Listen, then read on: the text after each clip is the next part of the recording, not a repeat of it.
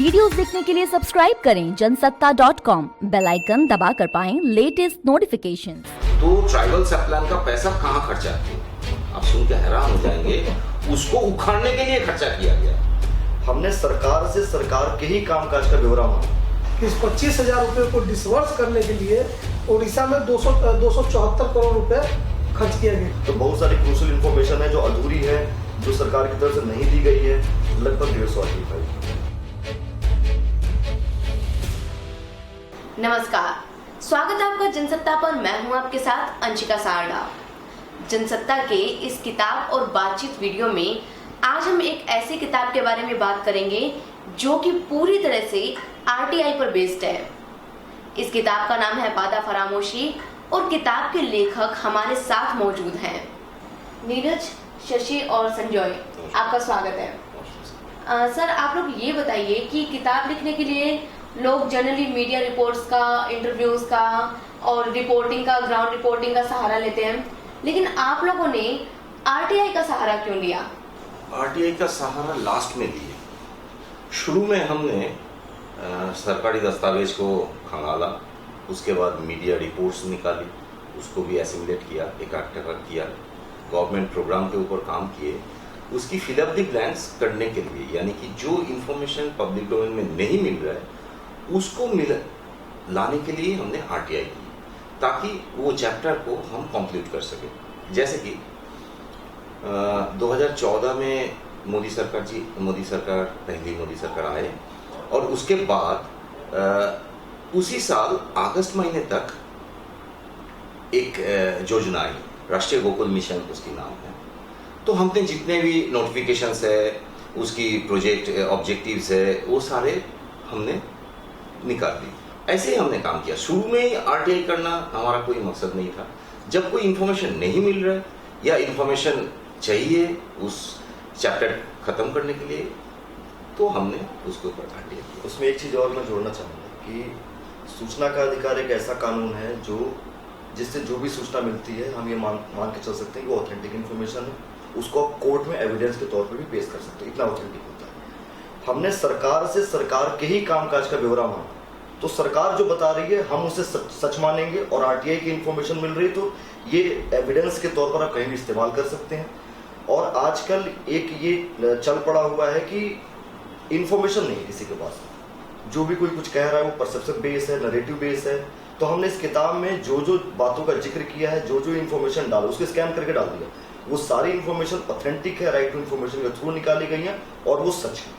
इसलिए हमने right to information का सहारे लिया, क्योंकि जो इन्फॉर्मेशन उससे मिलती है वो सच मिलती है। आप ये बताइए कि वादा फरामोशी है जो आपकी किताब है, उसके लिए आरटीआई फाइल करने में और उसके लिए आरटीआई से जानकारियां जुटाने में आपको कितना समय लगा? हमने लगभग 1.5 साल पहले ये काम शुरू किया था। अभी नहीं, अब तो मान के चलिए मार्च से 1.5 साल पहले, मतलब लगभग 2 साल मान के चलिए। 2 साल पहले हमने पहली स्कीम, जैसा भी संजय जी ने बताया कि राष्ट्रीय गोकुल मिशन पर हमने काम शुरू किया था, तो हमारा मकसद ये नहीं था कि हमें इस किताब को निकालना है। हमारा मकसद था कि इतनी बड़ी बड़ी योजनाएं, इतने बड़े बड़े वादे जो किए जा रहे हैं मोदी सरकार द्वारा या मोदी जी द्वारा खुद, हम चाहते थे कि इन इन्फॉर्मेशन की सच्चाई, इन योजनाओं की सच्चाई लोगों तक पहुंचाई जाए। तो हमने कुछ आरटीआई फाइल करना शुरू किया लगभग 2 साल पहले। लेकिन धीरे धीरे जब ऐसी इन्फॉर्मेशन निकल के आनी शुरू हुई तो हमें लगा कि ये इन्फॉर्मेशन हमारे तक सीमित नहीं रहनी चाहिए, ये इन्फॉर्मेशन लोगों तक जानी चाहिए। हमने 150 से ज़्यादा आरटीआई फाइल की और उससे जो इन्फॉर्मेशन निकल के आया, और इतना आसान भी नहीं होता आरटीआई से इन्फॉर्मेशन निकालना। आरटीआई से इन्फॉर्मेशन, एक इन्फॉर्मेशन निकालने के लिए आपको कहाँ कहाँ नहीं भागना होता है। तो हमने एक आरटीआई फाइल की, पता चला कि वो आरटीआई किसी और डिपार्टमेंट चली गई, उसने किसी और डिपार्टमेंट को फॉरवर्ड कर दिया। तो मतलब 150 आरटीआई का मतलब 150 आरटीआई नहीं होता है। 150 आरटीआई कई बार एक आरटीआई ही 150 के बराबर होता है।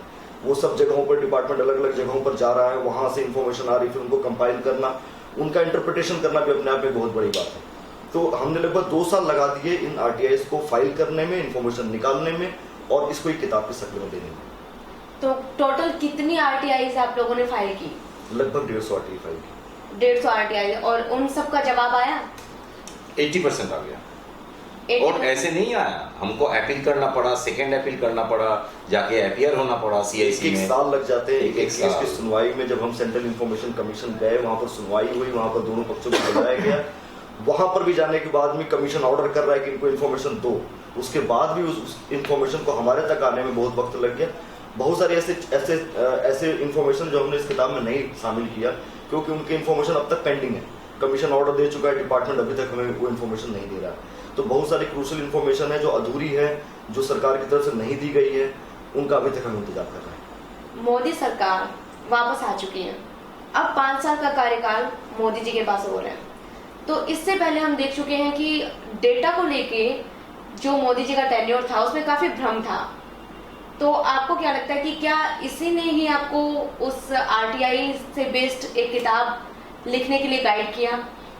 हमने अनुभव किया है कैसे डाटा को लेकर खिलवाड़ होता है। सरकार की एक बहुत पुराना योजना है, वो है आदिवासी बच्चों के लिए एकलव्य मॉडल स्कूल।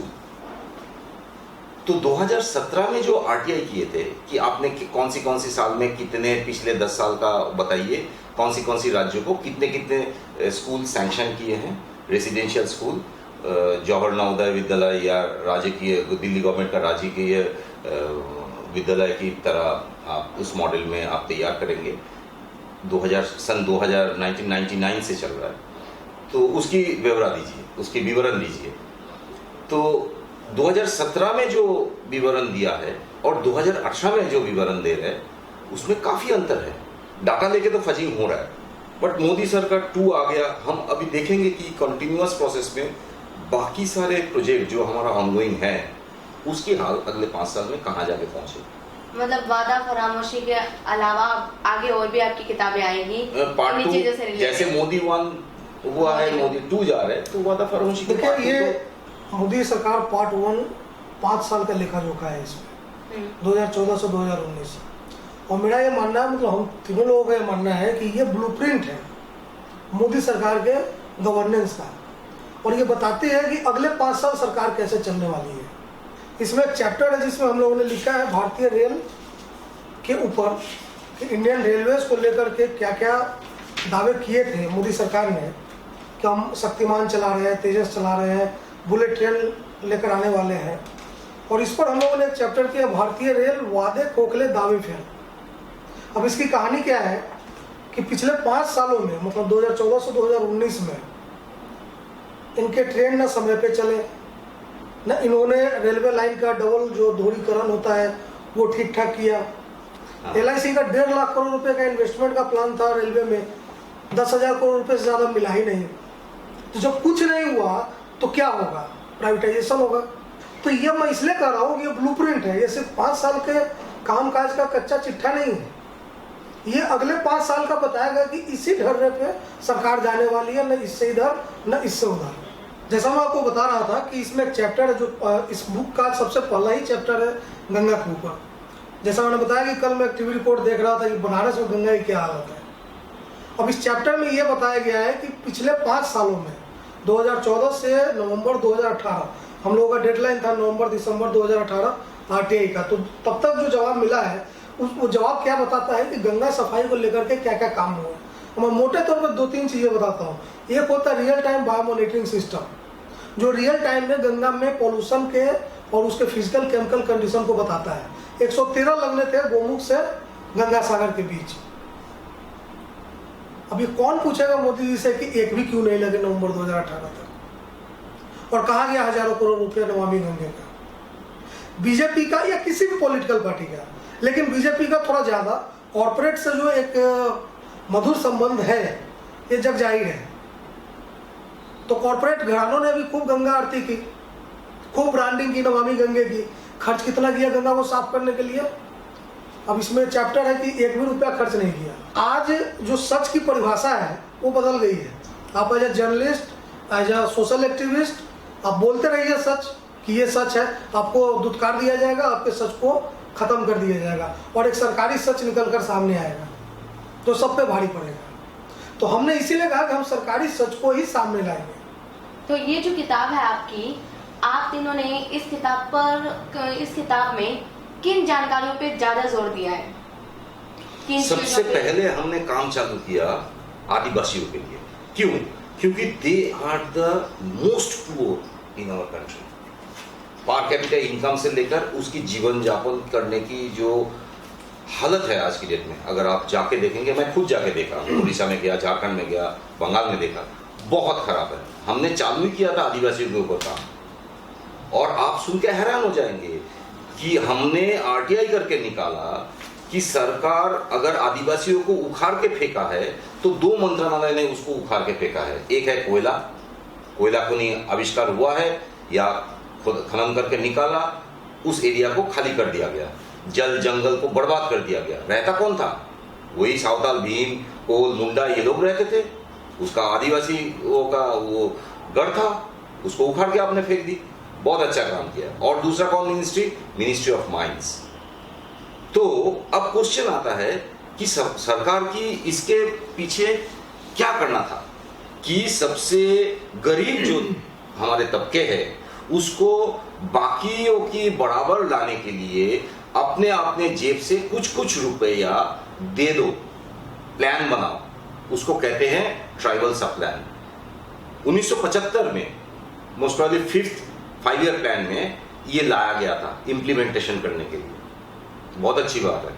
तो हमने पूछा, भाई कोल मिनिस्ट्री जो तुमने सबसे ज्यादा इसको उखाड़ा अपने जमीन से, तो ट्राइबल सब प्लान का पैसा कहाँ खर्चा किया? आप सुन के हैरान हो जाएंगे, उसको उखाड़ने के लिए खर्चा किया गया, जबकि बुनियादी सुविधा मतलब स्कूल, अस्पताल, रोड, पानी, इसमें खर्चा करना है, लिख के बड़ा करके लिखा हुआ है।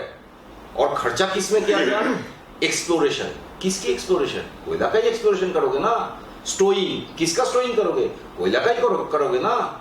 मिनिस्ट्री ऑफ माइंस की कोटे का पैसा जो ट्राइबल सब प्लान में जाना था, वो आपने किसको दिया? जियोलॉजिकल सर्वे ऑफ इंडिया के लिए। वो क्या कोई स्कूल बनाया? वो क्या कोई अस्पताल बनाया? और ये कांग्रेस के टाइम पे बना था, ये मोदी सरकार आने के बाद 4 गुना बढ़ गया। जो आपको खर्चा करना था उसको आपने ठीक उल्टा दिशा में खर्चा किया। अब सोचिए 30 करोड़ 34 करोड़ बिहार की नीतीश कुमार गवर्नमेंट ने लेके कितने सालों से बैठा हुआ है। 2 स्कूल बनाना था, आज तक एक भी नहीं बना। 13 स्कूल बनाना था, 11 स्कूल बनाना था झारखंड सरकार को। 5 साल बीत गए इनकी, रघुवर दास की, एक भी स्कूल ऑपरेशनल नहीं है। अरुणाचल प्रदेश में 5 स्कूल बनाना था, एक भी नहीं बना। तो ये तमाशा हो रहा है दिखाने के लिए। आपके इस आरटीआई वाले कदम उठाने के बाद सरकार की जवाबदेही बढ़ जाएगी। वजाहत हबीबुल्ला साहब ने एक बहुत अच्छी बात की, देश के सबसे पहले इंफॉर्मेशन कमिश्नर थे, और उन्होंने जब इस किताब के लिए उन्होंने प्रस्तावना भी लिखा, और वो काफी खुश थे जब उनको पता चला कि सूचना के अधिकार के ऊपर इस तरीके की पहली बार किसी ने प्रयोग किया कि वो सरकार के समूल रूप में, मतलब लोगों ने छिटपुट काम किए हैं कि किसी एक स्कीम में किसी सरकार ने क्या काम किया, लेकिन एक 5 साल की किसी सरकार के समूल कामकाज का किसी ने आरटीआई के माध्यम से क्रॉस चेक किया। उन्होंने इसका शीर्षक दिया था कि इस पुस्तक ने सरकार का काम ही आसान किया, कि जो काम सरकार को करना चाहिए था, जो काम सरकार करोड़ों रुपए खर्च करके जो काम नहीं कर पाती, वो इस किताब ने उनके लिए बहुत आसान कर दिया था। आप कुछ कहें? बिल्कुल, अगर सरकार चाहे तो सेल्फ असेसमेंट होता है कि हमने क्या किया क्या नहीं किया। तो सरकार अगर चाहे तो वो अपना असेसमेंट खुद कर सकती है इस किताब के जरिए। प्रधानमंत्री मातृत्व वंदन योजना को, ये योजना मोदी सरकार ने सत्ता में आने के बाद पहली बार इसको नेशन वाइड बना दिया था। पहले ये 50-55 जिलों में था, इन्होंने इसको नेशन वाइड बना दिया। 5,000 रुपये एक गर्भवती महिला को इसमें दिया जाता है, फाइनेंशियल असिस्टेंस दिया जाता है कि ताकि आप न्यूट्रिशियस खाना खा सके, ताकि बच्चे कुपोषित ना हो, बच्चों को भी पोषण वगैरह मिल सके। पहले ये 6,000 था रुपए, और पहले बाद में घटाकर इसको 5,000 कर दिया है। इंदिरा गांधी के नाम पर स्कीम था, इस स्कीम को रिब्रांड किया गया और प्रधानमंत्री मातृवंदन स्कीम दिया गया। मतलब नाम बदल दिया, राशि भी घटा दी गई, और इंस्टॉलमेंट भी जहाँ पहले 2 था अब उसको 3 कर दिया गया है। लेकिन इसमें जो कहानी है वो आपको बताता हूँ। ये डॉक्यूमेंट है, जैसा मैंने कहा कि सरकारी सच। अभी सरकारी सच को देखने की जरूरत है। 2017-18 में, फाइनेंशियल ईयर 2017-18 में उड़ीसा में इस योजना के तहत सिर्फ 5,000 रुपये डिसबर्स हुए हैं। मतलब सिर्फ एक महिला को इसके तहत इस योजना का लाभ मिला है। एक महिला को योजना का लाभ मिलने का मतलब क्या है कि पूरे उड़ीसा में क्या इस योजना के तहत सिर्फ एक ही गर्भवती महिला थी जिसको पोषण के लिए 5,000 रुपये मिले। ठीक उसी तरह 2018-19 में, ये नेक्स्ट पेज पे है, 20,000 रुपये डिसवर्स हुए उड़ीसा में, मतलब 5 महिलाओं को मिला। तो माफ कीजिए 4 टोटल 5 2 साल। तो 2 साल में उड़ीसा में 5 महिलाओं को 25,000 रुपये इस केंद्रीय योजना से सहायता मिली। लेकिन कहानी ये नहीं है, कहानी ये है कि इस 25,000 रुपये को डिसवर्स करने के लिए एडमिनिस्ट्रेटिव कॉस्ट कितना था, प्रशासनिक खर्च कितना हुआ, वो देखिए। इसमें 2017-18 उड़ीसा में 274 करोड़ रुपए खर्च किया गया। कितना हुआ? मतलब 25,000 रुपए बांटने के लिए 274 करोड़ रुपए खर्च किए गए। ये कौन सी योजना है? प्रधानमंत्री मातृत्व वंदन योजना, मातृवंदन योजना, जिसमें एक माता को पोषित करना है, तो पैसा देना है ताकि वो खाना खाए तो वो भी पोषित हो, बच्चा भी उसका कुपोषित ना हो। और मुजफ्फरपुर में जब बच्चे मर रहे हैं इंसेफ्लाइटिस से, तो मिनिस्टर क्या बोलते हैं बीजेपी के कि बच्चे कुपोषण से मर रहे हैं। तो आपको शर्म आनी चाहिए बोलते हैं ये हर स्टेट में हुआ कि आपका एक केंद्रीय योजना है जो पोषण के लिए इतना पैसा खर्च कर रहा है, और आप कह रहे हैं कि बच्चे कुपोषण से मर रहे हैं, तो इसका मतलब आप मान रहे हैं कि योजना आपकी फेल हो गई। तो आप लोगों ने ये जो पूरी किताब है ये आरटीआई से ही लिखी है, तो मतलब जो फैक्ट्स हैं उन पर तो कोई सवाल उठा ही नहीं सकता, लेकिन क्या आपको लगता है कि इससे लोगों के दिमाग में जागरूकता बढ़ेगी आरटीआई को लेकर? हमारी कोशिश तो यही थी कि ये ज्यादा से ज्यादा लोगों तक ये फैक्ट पहुंचे और लोगों को ये पता चले कि ये इन्फॉर्मेशन वो भी ला सकते हैं, ये जानकारी उन तक भी आ सकती है। खास करके कुछ ऐसे रिपोर्टर्स को, बड़े पत्रकारों को मैंने बात करते हुए सुना कि सूचना नहीं है, वो जो भी बात बोल रहे हैं वो परसेप्शन बेस्ड बोल रहे हैं, किसी के पास फैक्ट नहीं है। तो मैं कह रहा हूँ कि इस बात का रोना क्यों रो रहे हो कि फैक्ट नहीं है हमारे पास में। अगर हम जैसे आम इंसान, अगर हम ये इन्फॉर्मेशन निकाल के सरकार से ला सकते हैं। जब इस किताब को लॉन्च किया जा रहा था तो जो लॉन्च करने वाले लोग आए थे वो लोग भी ये बात कह रहे थे कि ये किताब, पहली बात कि आरटीआई फाइल करके इन्फॉर्मेशन निकाल लेना, और दूसरा वो किताब के रूप में पब्लिश होके आ जाना, ये अपने आप में बहुत बड़ी बात है। मतलब इस तरीके से किसी सरकार के कामकाज का आकलन करने का अभी तक किसी ने ये सूचना के अधिकार के आधार पर नहीं सोचा था। तो हमने किया है, हम चाहते हैं कि हर सरकार का आकलन हो, केवल केंद्र सरकार का ही क्यों, उड़ीसा की सरकार का भी आकलन हो, झारखंड के लोग झारखंड की सरकार का आकलन करें, महाराष्ट्र के लोग महाराष्ट्र की सरकार का आकलन करें, स्टेट वाइज ये प्रक्रिया चलनी चाहिए। इससे एक कम से कम एक पार्टी के अंदर, किसी भी पॉलिटिकल पार्टी के अंदर जो सरकार में आ रही है, सरकार में आना चाहती है, जो अपना घोषणा पत्र बना रही है, उसको बनाते हुए डर लगे कि आम आदमी इसको आरटीआई के माध्यम से जानकारी लेके पूछेगा कि भाई आपने अपने घोषणा पत्र में क्या काम किया, जो आपने लिख के दिया था और जो आपने किया है उन दोनों में क्या फर्क है। ये लोगों को एक तरीके से एक रास्ता मिला है, लोगों को एक नजरिया मिला है, उसको लोगों को इस्तेमाल करना चाहिए, साहस भी मिलेगा कि हाँ कर सकता हूँ। सर, आप लोगों ने किताब का नाम वादा फरामोशी क्यों रखा? इसका क्या मतलब, इसके पीछे क्या आपका आइडिया था, या ये किसका आइडिया था वादा फरामोशी? यही नाम आपने क्यों सिलेक्ट किया? नहीं देखिए, ये हम तीनों ने मिलकर ही सिलेक्ट किया था और कई नामों पे चर्चा हो रही थी, मर्चेंट ऑफ ड्रीम्स, सपनों के सौदागर, इस तरह की बहुत सारी चीज़ें आ रही थी। फिर हम लोगों को लगा कि नहीं, हमने वादा फरामोश नहीं कहा, हमने कहा वादा फरामोश। हमने पहले सोचा जरूर था, लेकिन फिर कहा कि नहीं, वादा फरामोश कहना थोड़ी ज्यादती होगी, इसलिए हमने वादा फरामोशी कहा। फरामोशी मतलब भूल जाना। तो आपने वादे किए थे 2014 में, सत्ता में आने से पहले तमाम वादे किए थे, सत्ता में आने के बाद तमाम वादे किए, लेकिन 2019 आते आते मैं नहीं कहा कि अपने वादे तोड़ दिए। हम लोगों ने नहीं कहा कि आप अपने वादे निभा नहीं पाए और भूल गए, इसलिए हमने इसका नाम वादा फरामोशी रखा। बहुत बहुत शुक्रिया सर आप लोगों का हमारे साथ बातचीत करने के लिए। तो ये थे किताब वादा फरामोशी के लेखक हमारे साथ। ये वीडियो अगर आपको पसंद आया हो तो इसे लाइक, शेयर और सब्सक्राइब करना बिल्कुल ना भूलें। हम मिलते रहेंगे आपको इसी तरह के दूसरे वीडियोस के साथ। आप सब्सक्राइब कर लें जनसत्ता को।